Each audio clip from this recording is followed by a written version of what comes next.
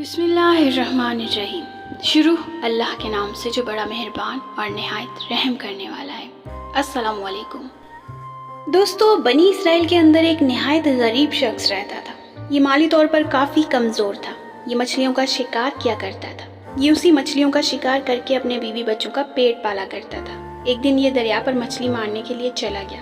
وہاں پر جا کر اس نے مچھلی مارنے کے لیے جال پھینکا تو اس کے اندر ایک بڑی مچھلی آ گئی۔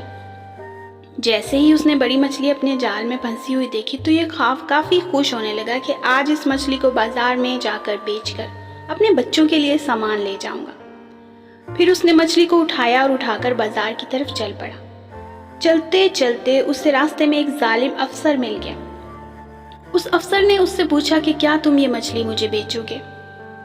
تو اس آدمی کو شک ہوا کہ اگر میں اس کو مچھلی دے بھی دیتا ہوں تو یہ مجھے پورے دام نہیں دے گا، جس سے میرے بچوں کا گزارا مشکل ہو جائے گا، اور اگر اس کو انکار کرتا ہوں تو پھر بھی یہ مجھ سے زبردستی لے ہی لے گا۔ آخر کار اس نے سوچ و بچار کے بعد اس افسر سے کہا کہ مجھے یہ مچھلی نہیں بیچنی۔ اس افسر نے کہا کہ یہ مچھلی تم مجھے دے دو۔ اس نے دوبارہ بھی انکار کر دیا تو افسر نے اس سے مچھلی زبردستی لے لی۔ اس نے مزاحمت کی تو یہ افسر اس غریب آدمی کو پیٹنے لگا۔ اس کو پیٹ کر اس سے مچھلی لے لی اور یہ مچھلی لے کر وہاں سے چلا گیا۔ اب یہ غریب بندہ بیٹھا پروردگار سے شکایت کرنے لگا کہ اے اللہ، تو نے مجھے تو کمزور پیدا کیا ہے اور اس کو تو نے اتنی طاقت دی ہے کہ اس نے مجھے بے دردی سے پیٹا ہے اور میری جو روزی کا ذریعہ تھا وہ بھی مجھ سے لے کر چلا گیا۔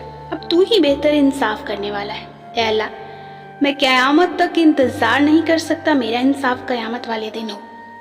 مجھے اسی دنیا کے اندر انصاف چاہیے۔ ادھر یہ افسر مچھلی لے کر گھر کی طرف چل پڑا۔ یہاں پر آ کر اس نے مچھلی کو گھر والوں کو پکانے کے لیے دے دیا۔ جب مچھلی پوری طرح سے پک کر تیار ہو گئی تو اس کے سامنے آ گئی۔ پھر اس نے مچھلی کو کھانے کے لیے ہاتھ آگے بڑھایا تو مچھلی نے اس کی انگلی کو کاٹ لیا۔ اس کی انگلی کے اندر درد ہونے لگا اور درد اتنا بڑھنے لگا کہ اس کا پورا جسم چکنا چور ہو گیا۔ درد کے مارے یہ ایک طبیب کے پاس پہنچ گیا۔ طبیب کے پاس جا کر اس نے کہا کہ میری اس انگلی کے اندر کافی درد ہے، میرا علاج کیجیے۔ طبیب نے اس کی انگلی دیکھی تو اس سے کہنے لگا کہ یہ انگلی آپ کی کاٹنا پڑے گی۔ اگر آپ اس کو نہیں کٹوائیں گے تو آپ کے جسم کے اندر پورا درد پھیل جائے گا۔ مجبوراً اس افسر کو اپنے ہاتھ کی انگلی کٹوانا پڑی۔ اس نے اپنے ہاتھ کی انگلی تو کٹوا لی پر اس کے جسم کے اندر درد ویسے کا ویسا ہی پھیلنے لگا۔ اب یہ آ کر بارگاہ الہی کے اندر رونے لگا کہ اے پروردگار، مجھے اس درد سے نجات دے، میرے پورے جسم کے اندر درد پھیل چکا ہے۔ یہ رو رو کر دعائیں کرتا رہا تو اس کی آنکھ لگ گئی۔ اسے خواب کے اندر آواز آئی کہ تم اس درد کی وجہ سے اپنے جسم کا کون سا حصہ کٹواتے رہو گے؟ بہتر یہی ہے کہ جس سے تم نے مار پیٹ کر مچھلی لے لی تھی اس کو جا کر راضی کرو۔ جیسے ہی اس بندے کی آنکھ کھلی تو یہ اس غریب آدمی کو ڈھونڈنے کے لیے نکل پڑا۔